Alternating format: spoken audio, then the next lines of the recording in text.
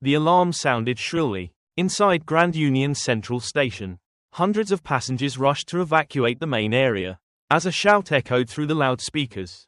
Emergency! Everyone move immediately. We detected a suspicious object in Hall A. Amidst the panicked crowd, a grey-haired homeless man in a worn-out coat was quietly weaving his way through the aisles.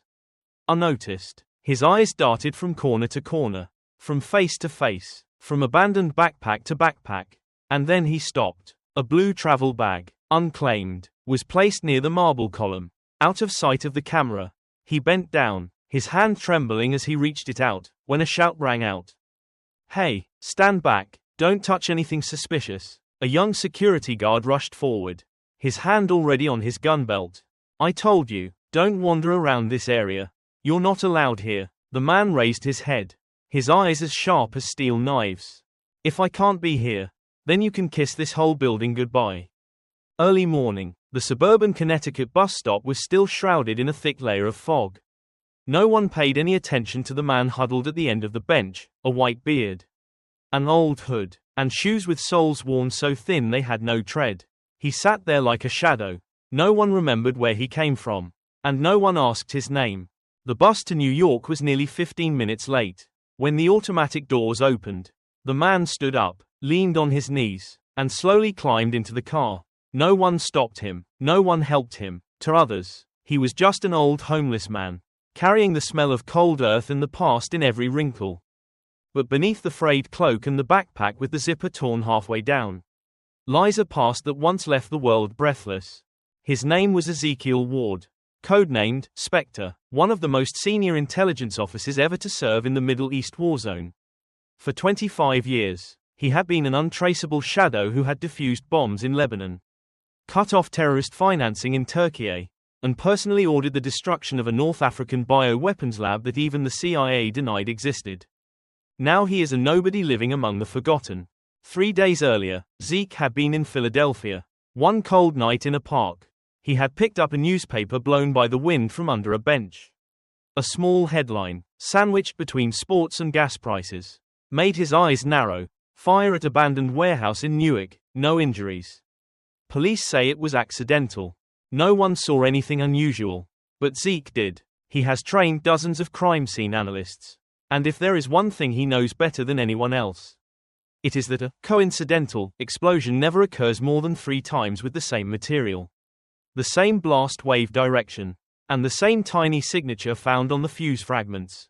That symbol, a pinhead-sized sigma, engraved into it, has appeared in Syria, Kosovo, and Caracas, where Viktor Laskov was believed to have died in a firefight in 2005. But Zeke never believed it. Zeke was the only person who saw Viktor disappear in the flames. But there was no body, no DNA, no paperwork, no official conclusion, just a statement, subject identified as dead, cold, heartless, false. And now, 19 years later, the sign is back. Zeke got off at Penn Station late that afternoon. He didn't head straight for Grand Union. Instead, he spent nearly 10 hours navigating the subways around Manhattan. He slept under church steps, used public restrooms, and ate stale bread from the charity drive. He was hidden, like a shadow, like his old name, Spectre, used to be. He jotted it all down in a small leather-bound notebook, hidden under the insole of his shoe. Traffic patterns, technical entrances, broken cameras, shift changes. Gradually, a picture emerged. The centenary event of Grand Union Station would attract thousands of people, including the mayor, representatives from the Ministry of Transport, and, most notably, a representative from the federal government to cut the ribbon on the new wing. Aim for perfection, more than perfect. Zeke had seen this pattern before, in Istanbul, where Viktor had nearly blown up the British embassy under the guise of an electrical accident. And in Prague, where he had timed an explosion after a prominent politician's wedding to distract the media from an assassination elsewhere. Viktor didn't kill for revenge. He killed to send a message. And Zeke knew it. He hadn't stopped targeting him.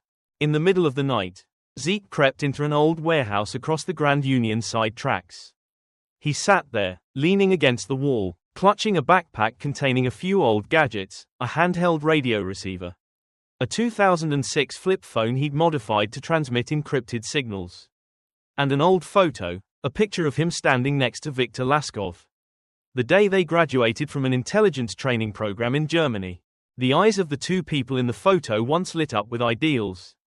Zeke whispered, "I know you're alive, Viktor. I feel you. I hear the rhythm of your hand through every explosion, every current, every fuse pattern. This time, I won't let you get away."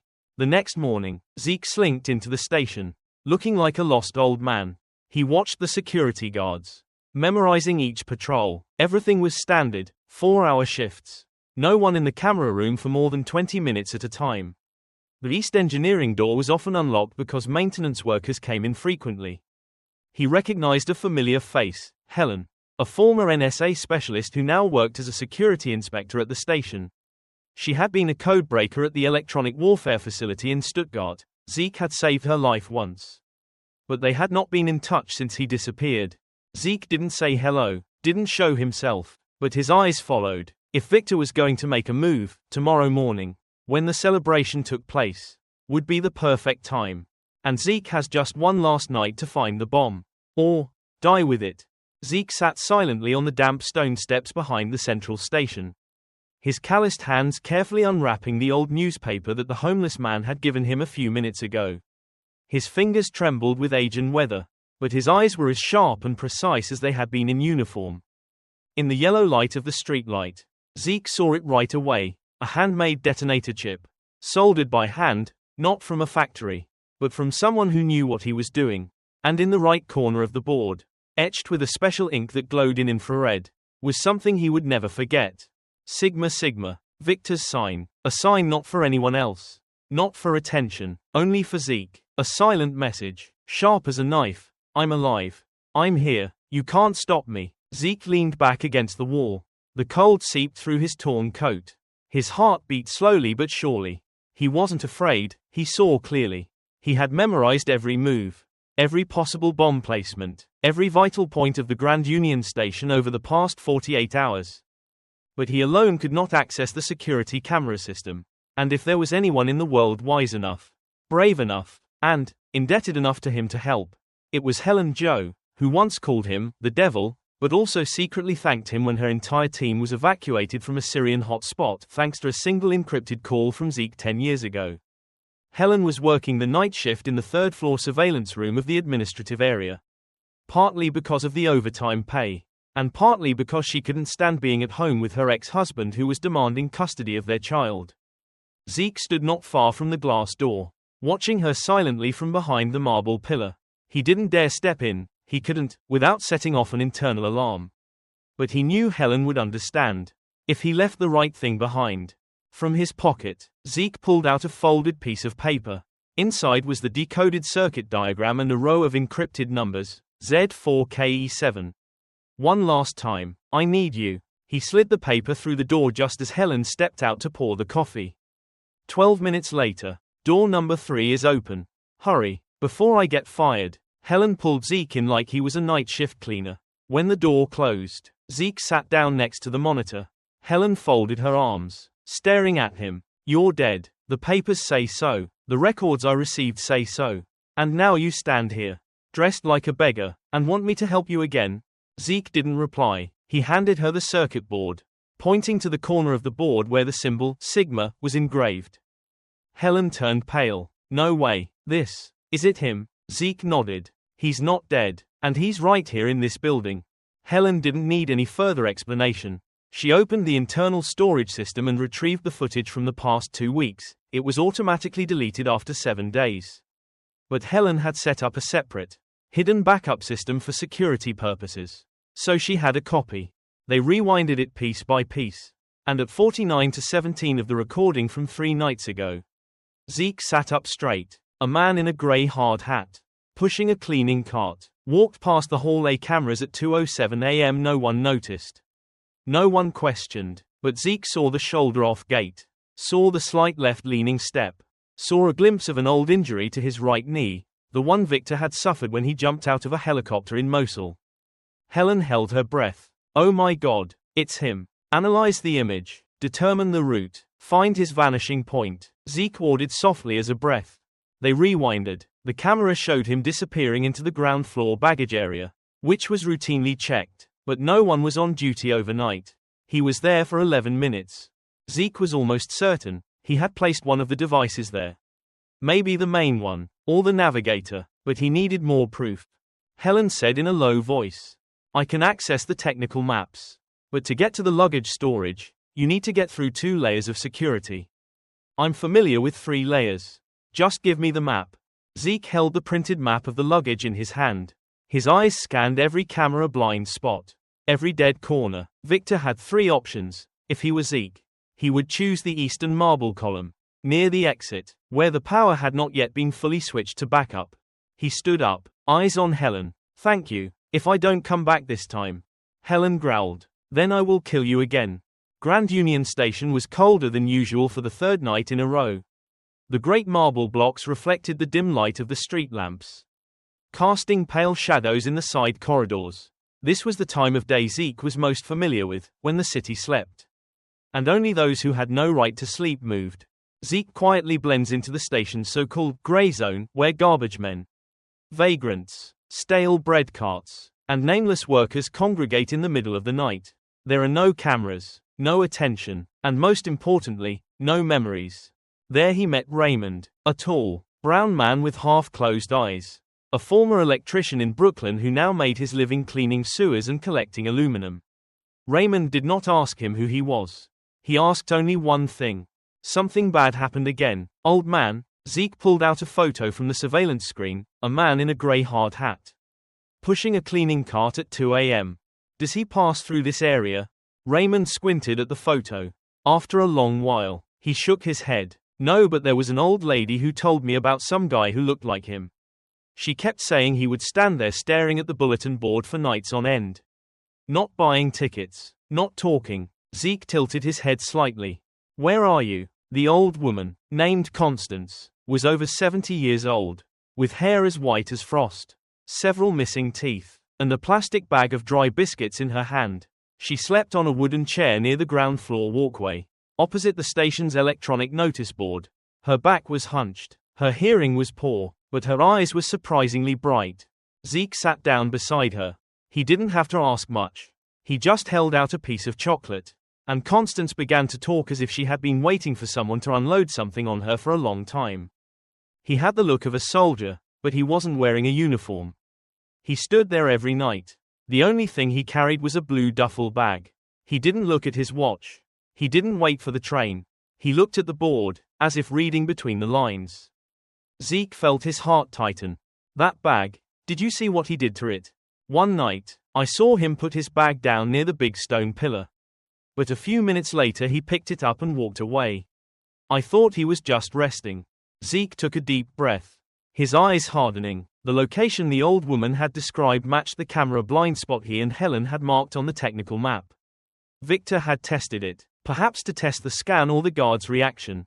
"Have you seen him since?" Zeke pressed. "No, the night before yesterday was the last time." Zeke left Constance just as the clock struck 2:10 a.m. He headed back toward the side entrance to the baggage claim, following the map Helen had printed out for him. His steps were faint on the cold stone, as if he himself were a shadow.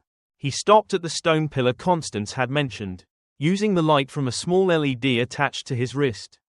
Zeke scanned every brick, every seam, every crevice. Then he stopped. There were small scratches, like the marks of a professional bomb planter, a way to turn the device in case of emergency disassembly. Only someone who had worked with Victor would have noticed. Zeke took off his gloves and touched the edge of the wall. There was a soft click, a crack opened. Inside was a lead-lined iron box. No detonator, no wire, but he knew this. The homing device received its signals from a magnetic field, not from radio waves. A multi-point detonation system. Victor is upgrading. Zeke quickly took pictures and repacked the box, if he removed it by mistake. The main system might detect an anomaly. Now he needed to locate the remaining equipment, and especially the central unit. Returning to his makeshift camp in the middle of an empty lot near 10th Street, Zeke searched through his personal belongings for a homemade low-frequency receiver, something he had used to detect enemy UAV transmission signals during past campaigns. He attached the battery, calibrated the circuit, plugged in the folding antenna, and started scanning around. LED display flashes. Signal available. Strength 67%. Second signal 49%. Northwest, near the Underground Railway engineering area. The third signal, weaker. But still they're 35%. From the VIP corridor leading to the third floor, where the ceremony will take place tomorrow morning. A 3-point detonation system, all designed to detonate simultaneously within a 100 meters radius. Zeke mused. More needed to be found, and this time, he couldn't go it alone. Near dawn, he returned to the station, blending in with the early morning commuters. The early morning light streaming down the corridors made everything seem strangely peaceful. But Zeke knew, the peace was only a cover for the earthquake. From a distance, he saw Ethan, the young security guard who had snapped at him yesterday. He was sitting at the security check counter, his chin resting on his hand tiredly. Zeke stepped closer. Ethan frowned. "What are you doing here?" Zeke held out the detector screen, pointing at the flashing signals. "You still think I'm just a wandering old man?" Ethan stared at the screen. His eyes began to change. Ethan Morales stood silently at his desk, his eyes glued to the old photo Zeke had given him. It showed a burly man with a blank stare and a light gray beard, Victor Laskov.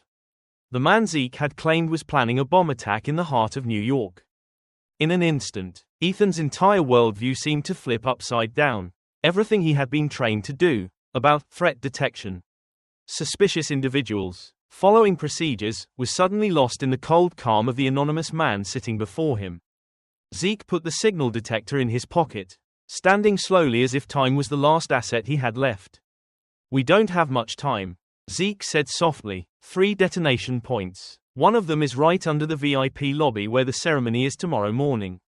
Ethan hesitated. His hands shook slightly, not from fear but from the conflict between reason and instinct. He was a security guard, and now the vagrant he tried to kick out of the station was talking about preventing a massacre that could have killed hundreds. "Why didn't you call the FBI?" Ethan asked. "Because it will take them 2 hours to come, 3 hours to believe me, and 4 hours to die." Zeke walked toward the back door of the control room, his hand tucked into the lapels of his jacket, where he had hidden the fake keycard he had hacked 3 years ago. Ethan bit his lip, glanced at the monitor, and followed him. "My name is Ethan Morales. I will go with you. But if you lie, then I'll be the first to die." Zeke interrupted. Without turning back, the two of them followed a side hallway that led down to the basement engineering area. It was off limits to unauthorized personnel, but Ethan had an access card. And Zeke had old engineering maps printed from the intercom that Helen had provided. They dodged the cameras by exploiting blind spots between the connecting areas, where the lighting was poor and the outdated equipment couldn't keep up with fast movement. Ethan realized that Zeke was more than just experienced, he moved like a ghost, knowing exactly where every camera was, every door crack, and where to place every step so as not to make a sound. He began to believe that this old man had done bigger things than begging for leftover bread on the street. In the underground engineering area, the two stopped in front of a sub-control box, sealed with an old padlock. Zeke opened the lid with a thin piece of wire, so quickly that Ethan didn't have time to ask before he removed a small device that was inside. Pressed against the edge of the circuit board. "This is the magnetic wave receiver," Zeke muttered. "Without it, the remaining detonation points cannot receive synchronized commands." Ethan looked at the wiring and frowned. "Meaning if we disable this one, the other devices won't explode?" Zeke shook his head, smiling faintly. "No, if improperly disabled, it will send out an emergency signal, causing any remaining devices to detonate immediately." There were no shortcuts. They had to locate all the locations and devise a coordinated defuse plan. Or find the central device, something only Victor carried. Or hide it somewhere no one would expect. Footsteps sounded from the end of the hallway. Someone was approaching. Zeke and Ethan ducked into the engineering recess. The flashlight beam swept across. Another security guard stepped in, middle-aged, gray-haired, named Carlo Vega. Ethan gritted his teeth. "This is bad. Carlo is the night security supervisor. If he sees me and you here." Zeke gestured for silence, his hand lightly touching the hilt of a small knife hidden in his sleeve, not to attack, but to cut the power if Carlo tried to set off the alarm system. But Carlo didn't do that. He just went over to the electrical box, opened the lid, and examined the device Zeke had just pulled out. Ethan rolled his eyes. Zeke leaned close to his ear. He checked that device, without question. Which means he knew it was there.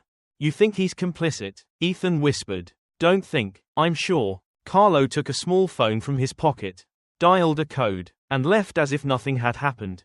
Zeke and Ethan stood still until the footsteps faded away. Then Zeke whispered, Victor has people inside, maybe more than one. He manipulates from the inside. If we report internally, they will act first. Ethan swallowed. The entire system he trusted, the one he worked for every day, could now be a hotbed of spies. They left the engineering area through the fire escape, returning to the ground floor through the side hallway behind the staff lounge. Zeke sat down in a chair and pulled a folded sheet of paper from his pocket, a detailed list of equipment locations. On it, he circled 2 red dots and 1 blue dot. 2 secondary points, the engineering corridor and the 3rd floor equipment room, I'm sure. But this green dot is where Victor keeps the central control. Once we get that, everything else can be safely removed. Ethan looked at the green dot, marked Fast Shipping Warehouse, ground floor. Area A2, an area that was rarely visited at night, but was located near the truck entrance. We can get there. Ethan nodded, but if Carlo raises the alarm, we might be stopped halfway. Zeke took his hand. So we need one more person. Who? Ethan asked. The only person with access to the internal system without an alarm. The one who still owes me a favor, Helen Joe. 5:26 a.m. The Grand Union Station was still as quiet as a sleeping city.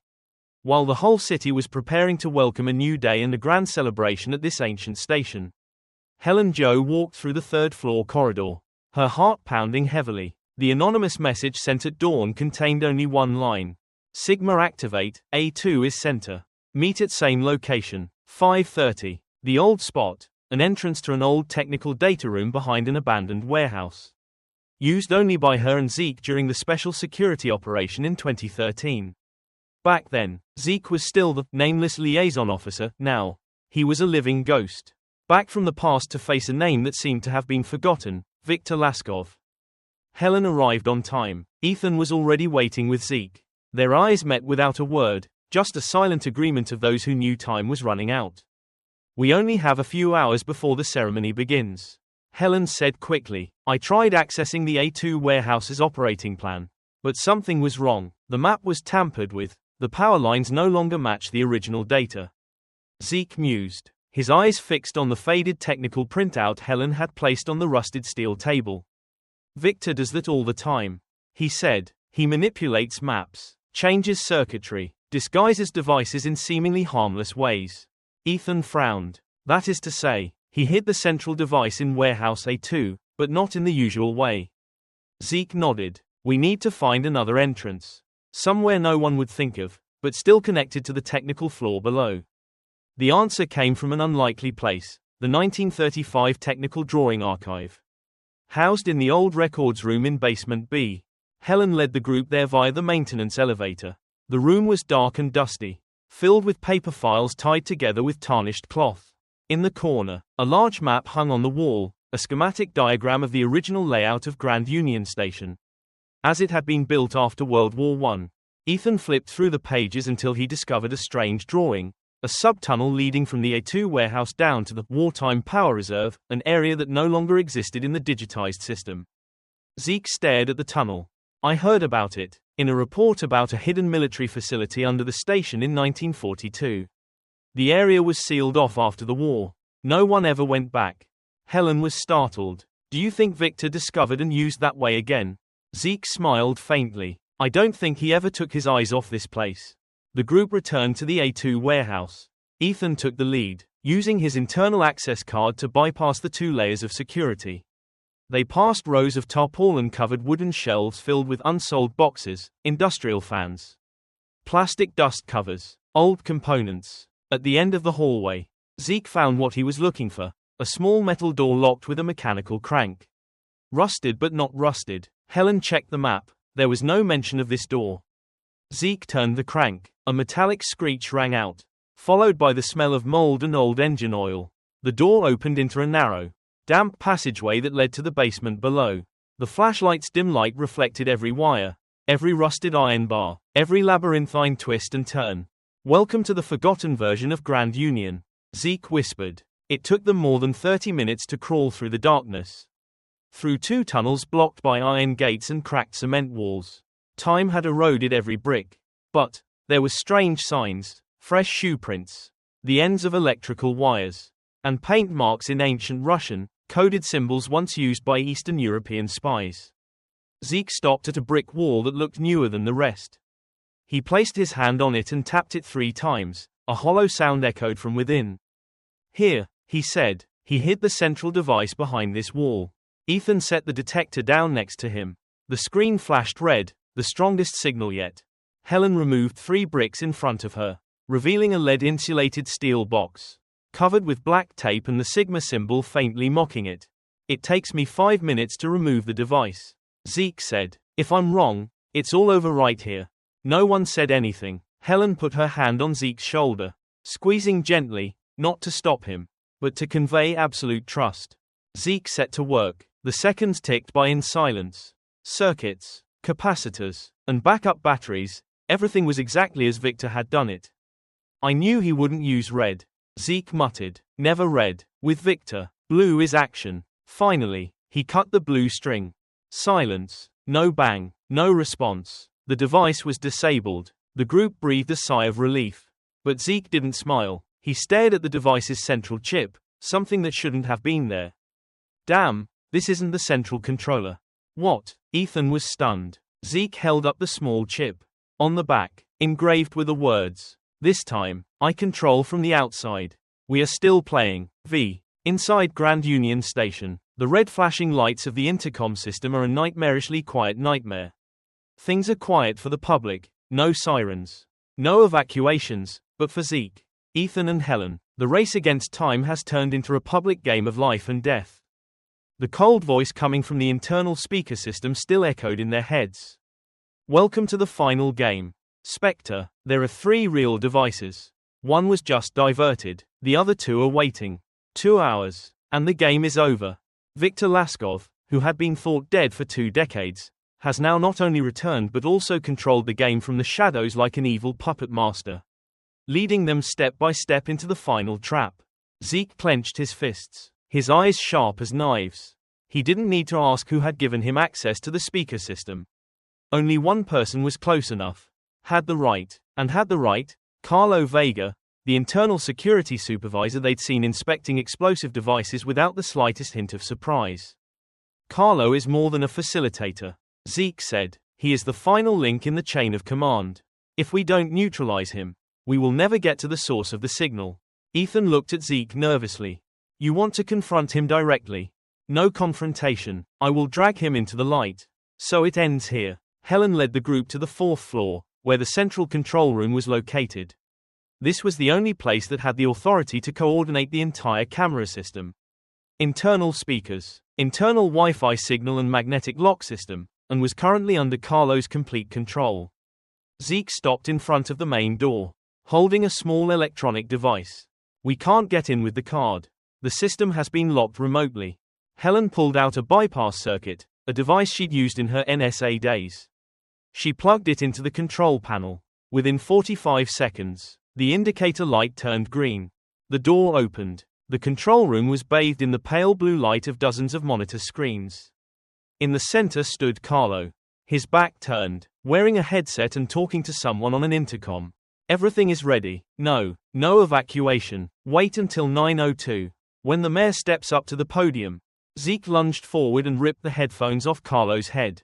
He pressed the small penknife to the back of his neck, as gently as if he were placing a finger. Carlo paused, but he did not panic. He turned his head, smiling wryly. Too slow, Ezekiel. He's always one step ahead of you. Not anymore, Zeke growled. Helen immediately took over the system. She directed the cameras, tracing the signal to the 2 remaining suspicious points. One in the main hall just below the inauguration podium, and one in the west sub-power room, which controlled all the station's backup power. I need to confirm where the signal is coming from, Helen said, her fingers clacking on the keyboard. Zeke forced Carlo to sit down on the chair. Open access to the signaling system. If not, Carlo laughed, his voice hoarse. Or what? You kill me and the signal will automatically go into emergency mode, and explode. Ethan stepped forward and punched Carlo in the chest. How many innocent people are you going to kill just for revenge? Carlo sneered. This is not revenge. This is retribution. The Grand Union is the symbol of a country that lies, and today it will fall. Just as America has abandoned its warriors. Zeke paused. That line was something Victor said in 2003. When he was removed from the Sarajevo campaign for refusing to obey orders to withdraw. You are also his product. Zeke stared at Carlo. Carlo smiled darkly. I am the shadow you left behind. I am not someone he manipulated. I volunteered. Helen pulled up a heat map from the camera sensor system. 2 red-hot areas were visible, one at the celebratory stage podium, and one near the auxiliary power transformer. If both of them exploded, she said, the entire Grand Union dome would collapse. Those standing below would have no chance of survival. Zeke asked quickly, where is the central control point? Carlo laughed loudly. Right on me. He held up his left wrist, a custom smartwatch. Wireless, not connected to the internet, but powerful enough to emit a low-frequency signal that controlled 3 remote devices. Zeke snatched the watch and smashed it. There was no explosion. Carlo burst out laughing. That was just a decoy. The real control is still in Victor's hands. And where is he? Ethan roared. Right in the crowd. But you'd never notice. Zeke was pensive. Victor always liked to be present. Always close to the target. If the ceremony started at 9 o'clock, Victor had to be within 100 meters. To ensure the signal was not disturbed. Zeke quietly took out his phone and reopened Helen's real-time camera image. In the left corner of the stage, a man was sitting in a wheelchair, wearing a thick coat, dark glasses, and a pale face, seemingly a veteran or a guest of honor. But his eyes, even behind glasses, still sent a chill down Zeke's spine. There he is. Zeke pointed. Stage left. Wheelchair. Dark glasses. Hasn't moved for 15 minutes. Helen zoomed in. The jacket was slightly puffed out at the left breast, where a low-frequency transmitter would normally be hidden. Ethan nodded. I'll go. I have a badge. I can approach without arousing suspicion. Zeke put his hand on his shoulder. No, let me go. You have no right. Ethan tried to argue. Zeke interrupted. I don't need power. I need to end this. The main hall of Grand Union Station was ablaze with light. American flags hung along the marble columns, and the brass band of the Cadet Corps was testing its tunes below the main stage. The crowd was bustling and laughing, hardly paying any attention to an old man in a brown coat, walking slowly but surely through the rows of folding chairs. Zeke Ward weaved through the crowd like part of the fabric, invisible but observing everything. Helen's voice rang in his ears. You're about 20 feet from the target. Stage left. The guards haven't noticed anything unusual. Good, Zeke replied shortly. I want him to see me first. His eyes locked on the man sitting motionless in the wheelchair. Head bowed, gray hair, wearing an old army jacket and sunglasses. His left hand was resting on his thigh, seemingly shaking, but Zeke knew it was the perfect place to place a transmitter under the jacket. Zeke stopped 3 meters away. Long time no see, Victor. No response. Zeke took a step further. We're both getting older, but I still recognize you. From the way you sit, as if you still have the habit of resting your rifle on your knees. The man slowly raised his head. The eyes behind the dark sunglasses moved. Zeke, you still know how to find me. But this time, it's too late. That voice, though hoarse, there was still the arrogance from the days when Victor Laskov stood in the shadows of the flagless campaigns. Zeke sat down on the opposite bench, in the middle of a row of empty chairs reserved for the honored guest. Though the crowd had begun to grow, the space between them, just a few feet, had suddenly become a battlefield. You haven't changed, Victor. You died once and you came back.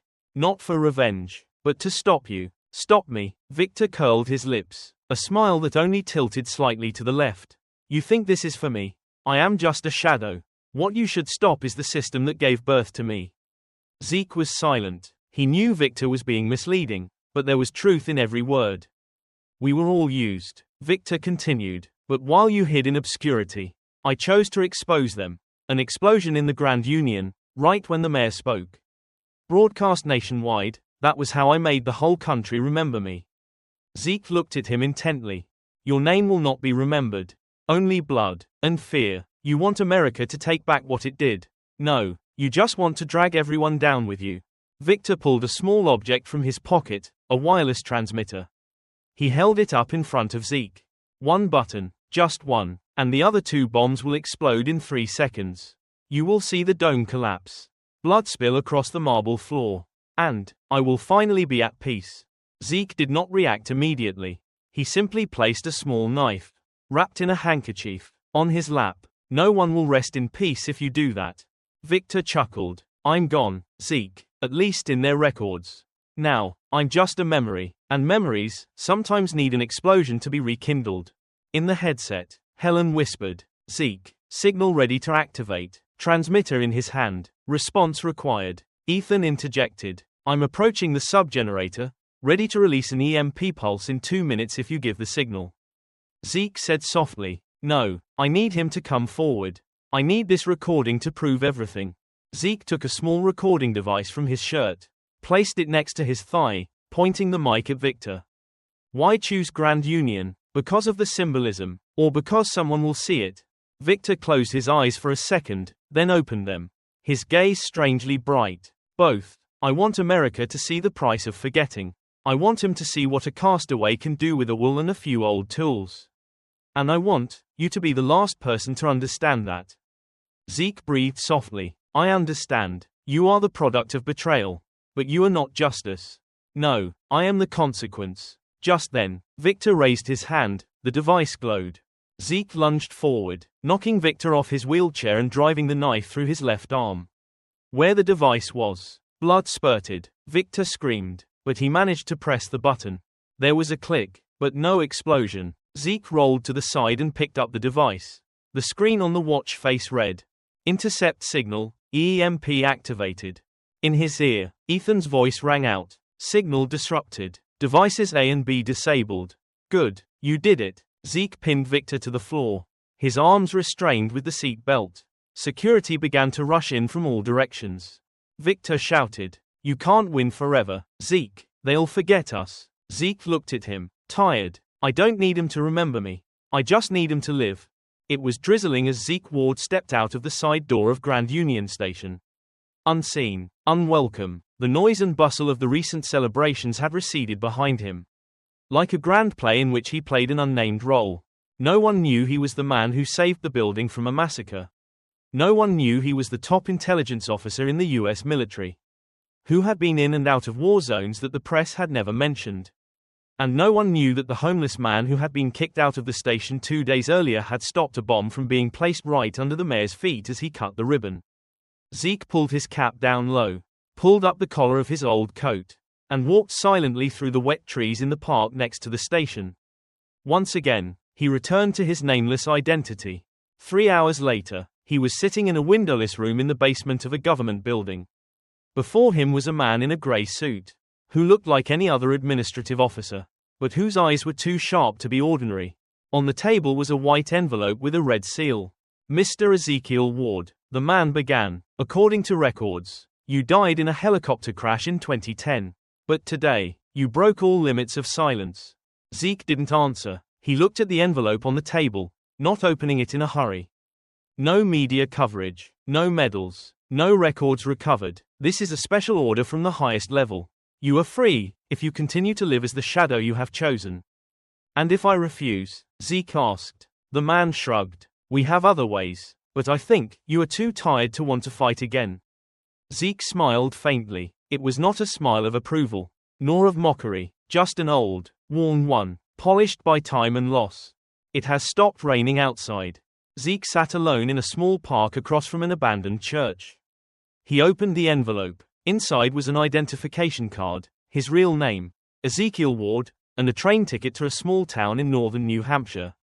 Nothing more, no instructions, no warnings, no thank yous, just a silent acknowledgement that he still exists. That evening, in a deserted bar near the train station, Ethan Morales sat alone with a cold cup of coffee.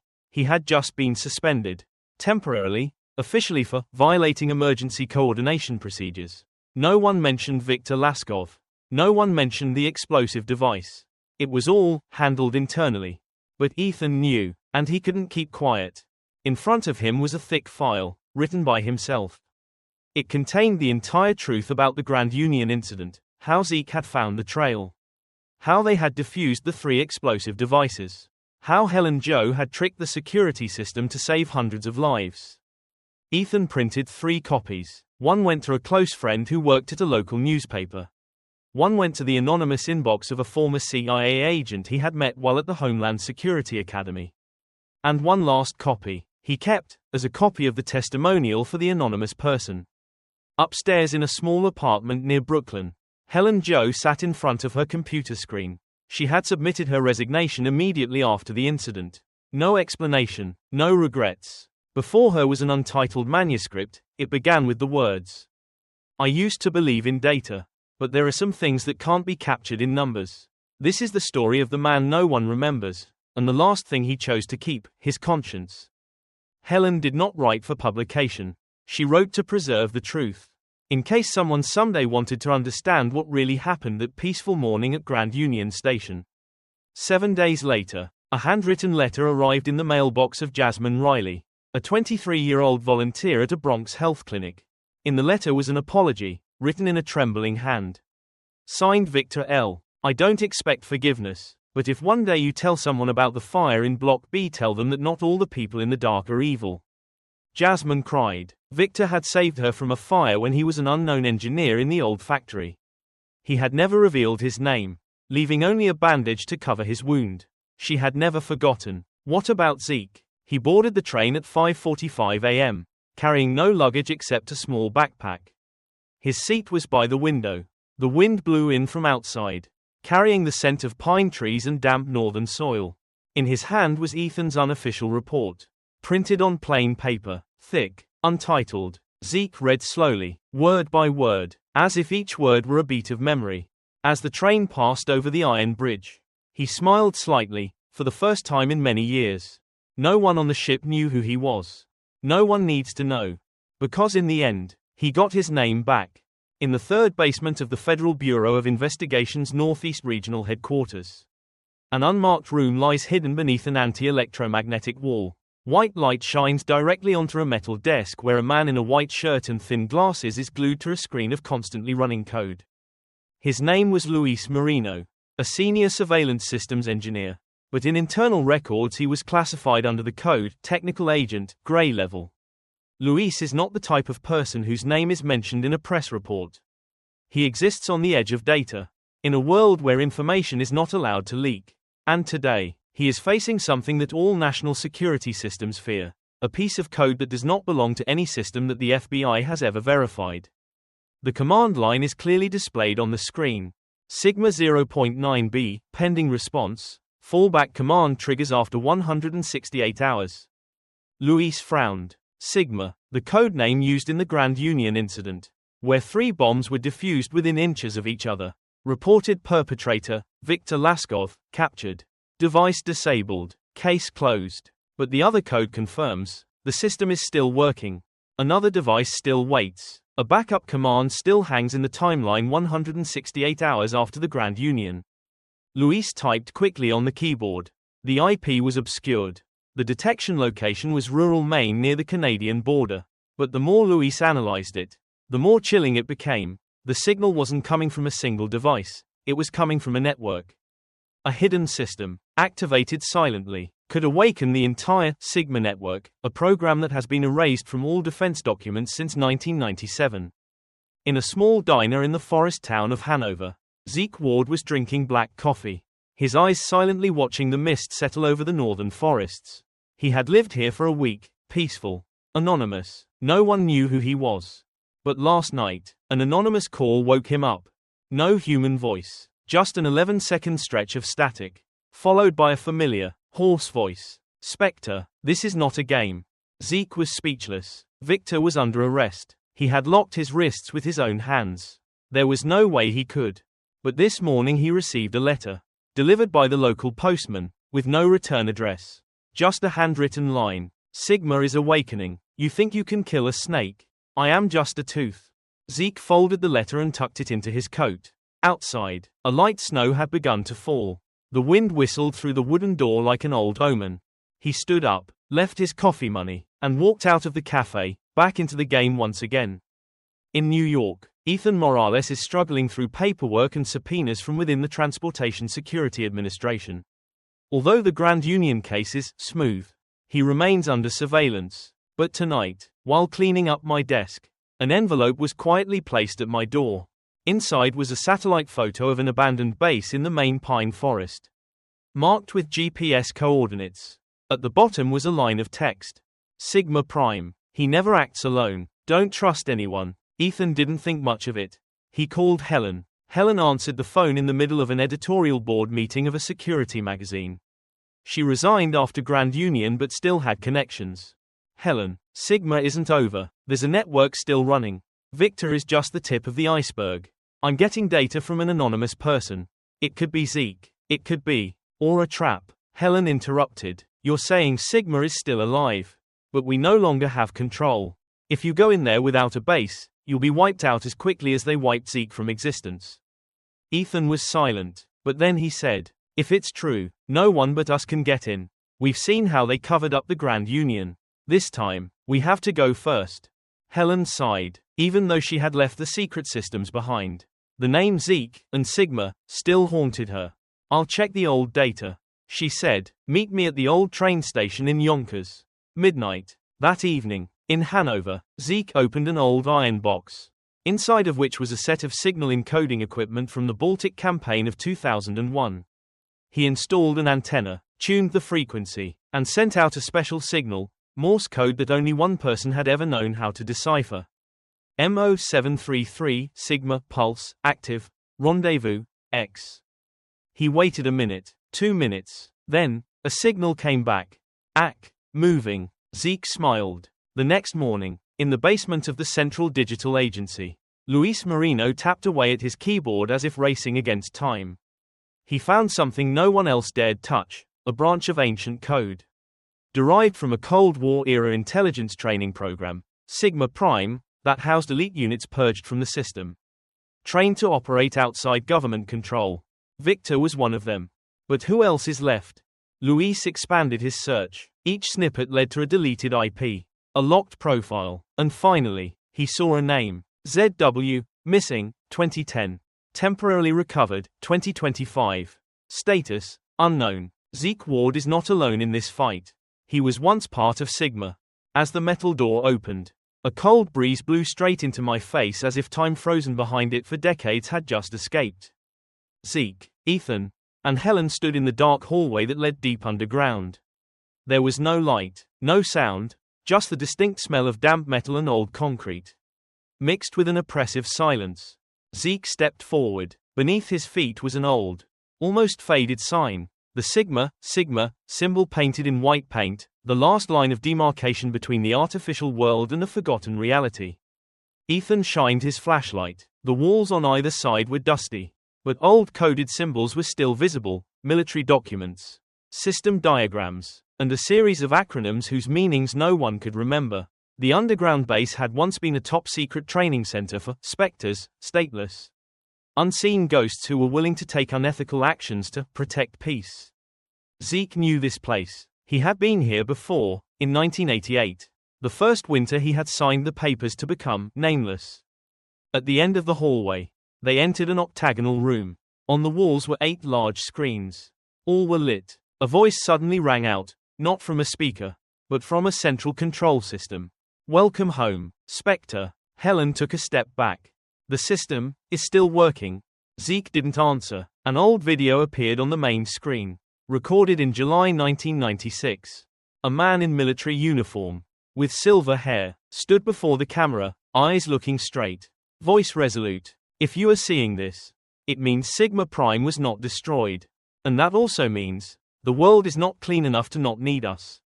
That person was Colonel Thomas Keane, the founder of Sigma, who was reported missing in an explosion in South Sudan in 2000. We created Sigma as an internal control force, operating outside any legal system, not to break the law, but to monitor those who are above the law. But if Sigma is still open today, I fear, the world will want to reuse this thing, and I leave the decision to the rest of you. Delete it.